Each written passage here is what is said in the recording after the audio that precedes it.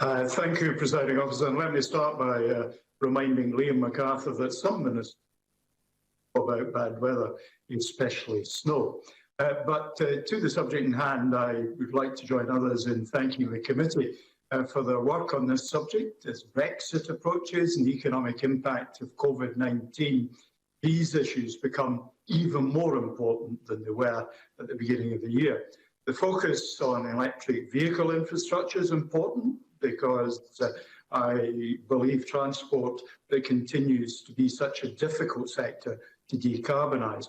Therefore, getting the right infrastructure in place is going to be absolutely essential. But it's only part of the challenge to deal with the engineering and technology.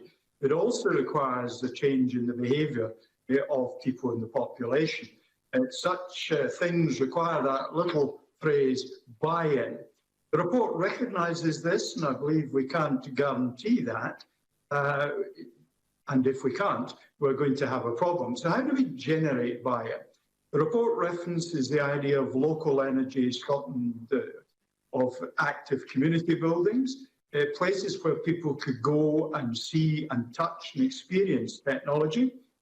Familiarity and understanding why and how certainly play a role in motivating people to action. Therefore, these are the types of ideas that I think we should continue to explore. However, buy-in can also take the form of ensuring that people are at the very least no worse off and at best better off than they were before. One way to ensure that is, of course, the just transition that others have referred to. There are huge opportunities for things like carbon capture and storage. In my constituency at St Fergus, represents an excellent transition technology. Indeed, it would ensure many jobs for those skilled workers currently working in the oil and gas sector. But there are many ways we can create buy-in beyond that, which is simply ensure that we work the equation from the various angles that it lends itself to. Finally, I want to briefly mention the idea of energy security, which is considered in the report. The report mentions both the implications of exiting the EU and the fact that 40% of Europe's gas comes from Russia. Both circumstances present the possibility of complications in energy issues, but there's also the issue of the carbon costs of having to import from countries that are perhaps not as well established in their own climate change goals.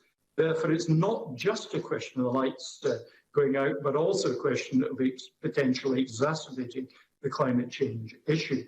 Therefore, once again, I believe increasing our levels of energy independence is an important part of energy security. In other words, we should import carbon neutral fuel. But the basis of our expansion into this ideal position would first be built on the strength of our own energy security. Thank you, Presiding Officer.